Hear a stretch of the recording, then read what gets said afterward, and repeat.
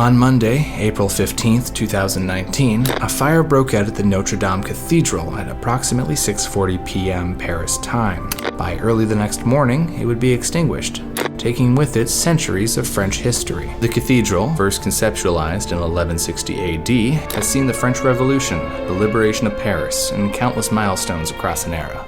France has no other cathedral like Notre-Dame. The call to action was, in so many ways, inspiring. Support from wealthy patrons like Tim Cook, François-Henri Pinault, and French President Emmanuel Macron. That I share your pain, Mais je partage aussi votre but I also espérance. share your hope.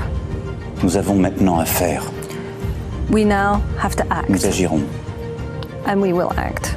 Not to mention the support from the community at large.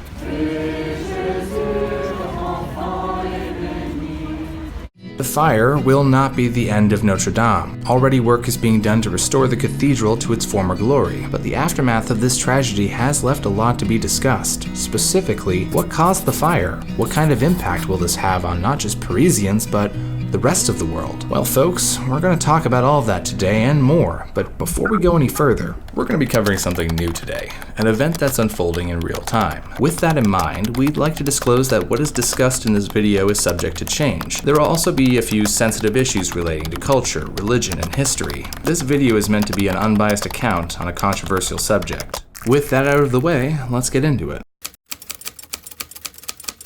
Like usual, we'll be starting at the beginning. History is important after all, especially something of this magnitude. Notre Dame's construction began work in 1160 at the request of Maurice de Sully, the Bishop of Paris, after deciding that the church that was already there was just not good enough for his standards. Talk about being humble. Well, let's not be too hard on the guy. He passed away in 1196 after only a portion of the cathedral had been completed.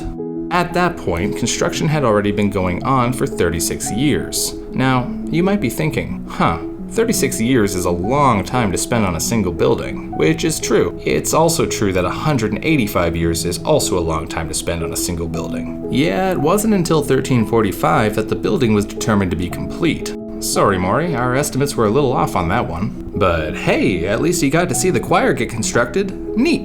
Visuals may be one thing, but the sounds of Notre Dame are just as noteworthy.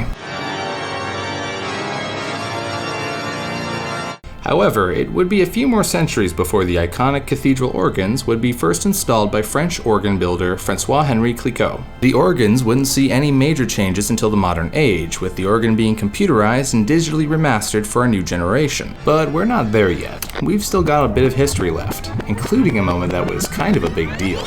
Alright, so the French Revolution. Where do we start? During the end of the 1700s, France had, up until that point, governed itself under a monarchy, referred today as the ancient regime, with the citizens being categorized under three different classes or estates. They had their first estate, the clergy, second estate, the nobles, and third estate, the commoners. Now, one crucial difference between these three types of people wasn't just in the struggle and labor they endured, but the way they were taxed. To put it mildly, the commoners had to work hard and pay much more in taxes on top of it. That ruffled some feathers, but what could someone do at a time like that? Well, a group of intellectuals had a couple of ideas, so many in fact that they began to educate the commoners on matters of government, law, and society, a period known as the Enlightenment. During a low point in the country's economy, King Louis XVI had decided to increase taxes a little further. This time, the commoners weren't having it. And so there was a revolution. King was beheaded because the people decided that kings were bad, until a man named Napoleon Bonaparte came by and said, "Yeah, I hate kings too. Say, you know what we need? An emperor." In fact, the revolutionists hated kings, religion, and other icons of the old age so much that they went to Notre Dame and beheaded many of the statues of kings there. Of course, in retrospect, the statues they desecrated were biblical kings and not French kings. I guess they got caught up in the excitement of it all. And just to drive the point home, they essentially modified the entire cathedral to be, no joke, a warehouse to store food and non-religious artifacts. At least the new emperor made good on things by ordering the cathedral's reconstruction in 1801, reinstituting it as a place of worship. Though it should be noted that even after the reconstruction, the cathedral was still only about 50% of its former glory. Thankfully, as we know, there was still a lot of work to be done. A few decades later, in 1831, French poet and novelist Victor Hugo would publish The Hunchback of Notre-Dame, which became a smash hit at the time. It brought the public eye back to the cathedral, which was as much a character in the story as it was a set piece. The novel is considered a classic and has been adapted many times since, and while the hunchback Quasimodo may have been the star of the show, Notre Dame itself stole just as much of the limelight. Hugo clearly had an immense amount of admiration and respect for the cathedral. To quote, "It is difficult not to sigh, not to wax indignant before the numberless degradations and mutilations which time and men have both caused the venerable monument to suffer." Which is a pretty poetic way of saying, dang, I love this building. It sure makes me sad that it's not being taken care of. Fortunately, by 1844, King Louis Philippe ordered a full and proper restoration of Notre Dame. Also, yes, we're back to kings again. History is neat. The project was managed by two architects, Jean-Baptiste Antoine Lassus and Eugene Viollet-le-Duc, with a construction period lasting 25 years. A lot of major aesthetic improvements were also added during this process, including a taller spire, as well as sculpting some gnarly-looking mythical creatures. The structure would remain relatively untouched until the liberation of Paris, where it would sustain some mild damages. Nothing too major. A couple of new windows here, maybe plaster over a bullet hole there, nothing you can't touch up. In fact, the damage was mild enough that Notre Dame was in good enough shape to host a special mass to commemorate the liberation of Paris from the Germans. At this point, we've reached the home stretch toward the modern age. The next major damage to Notre Dame would be, well... So here we are, back where we started. In the interest of full transparency, at the time of writing, the fire itself is still under investigation, though it is largely believed to have started over a renovation mishap. However, it is worth reporting that the fallout and reaction of the incident has been, well, interesting to say the least, with people declaring their own intuitions and concerns from a wide variety of sources. For starters, let's just get this out of the way. There are people that believe the fire to have been orchestrated rather than accidental. Speculation regarding this is, and I want to make this perfectly clear, unreasonable. I'm all for getting to the bottom of a mystery, that's kind of my thing, but the fire's origin isn't one of them, not currently in any case. But it's not unreasonable to suggest that the fire did occur during an intriguing point in time, specifically during the month of April. April is an important month for Catholicism.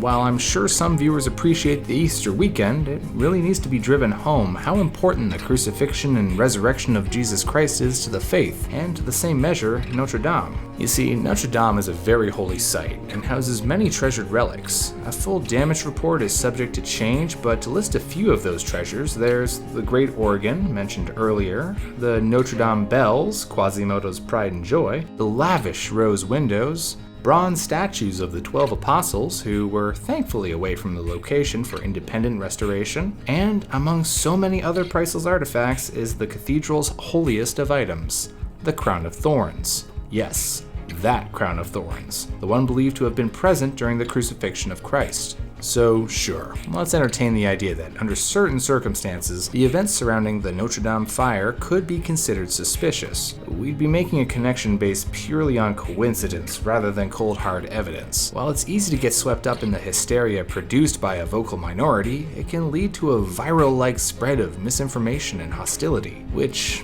in the end, leads us to the real mystery. What happened with the fire? I don't mean physically, again, renovation issues is what we're working with at present. I mean, with how we dealt with it. What happened? During the aftermath of the fire, many were quick to point fingers and make accusations. This isn't exclusive to just Notre Dame, this is an issue we can spot in a number of places. Something big happens and there are 100 accounts or stories to accompany it. Say, how many times have you heard this conversation? I heard it was this. Really? I heard it was that. Or, yeah, sure, that's what they want you to believe. Well, that's because there's nothing more exciting than a story, especially one we're taking an active part in. Sometimes folks will get so wrapped up in a story that they'll begin making connections in an attempt to support their narrative. I'd like to introduce you folks to a concept known as a canceling hypothesis, one of the many logical fallacies. Logical fallacies are errors someone can make in their reasoning that, when identified, can break apart their entire argument. In its purest form, a canceling hypothesis looks like this. A is true, B is why the truth cannot be proven. Therefore, A is true. But in practice, it might look like the fire at Notre Dame was an inside job. The reason we aren't hearing about the real truth is because those in power are responsible for hiding as much of this as possible due to the religious and cultural tensions of the present day. See, that's not even pulled from a headline. I just made it up. Look how easy that was. Now, of course, it's not fair to ask that everyone only accepts the truth at face value. History is filled with examples of information being withheld to support an agenda. Watergate is a notable example where information was hidden in order to support a political leader. And I have to carry that burden with me for the rest of my life. An example from today could be the Mueller report regarding interference with the United States presidential election of 2016. And regardless of your opinion regarding those allegations, it's clear that information is powerful, and we don't always get to have access to the full story. But our response to a lack of evidence or manipulation of information shouldn't let our imagination wander. It should instead be used to pursue more evidence, more facts. Or as Palomar College instructor Bruce Thompson, who coined the term canceling hypothesis, says on his website, remember that a fallacy is not defined as an argument with a false conclusion, but an argument that we should not find to be persuasive since it runs a high risk of having a false conclusion. Here are the facts, folks. Notre Dame's fire was, until proven otherwise, the result of an error. There is no definitive reason to believe another story, because there just isn't any evidence. The damage was huge, but many of the relics have been salvaged, and the repairs to the structure are already underway. There's an immense amount of financial support coming in from all across the globe, and for the most part, the community has been tremendously respectful in their treatment of the event. So where does that leave us? Well, we can only grow from here on out. Notre Dame will be reconstructed, because if history has shown us anything, it's that this cathedral doesn't go down without a fight. This event will be referenced by historians just as the French Revolution or the liberation of Paris is today. On April 15th, people around the world watched Notre Dame burn. There was, for a moment, a chance that something that was always a part of our lives could suddenly be lost forever. But the doors to Notre Dame will open again soon enough. And when it does, there very well may be a lot of new visitors. You know, maybe I should start saving up for a ticket across the pond, and maybe learn some French.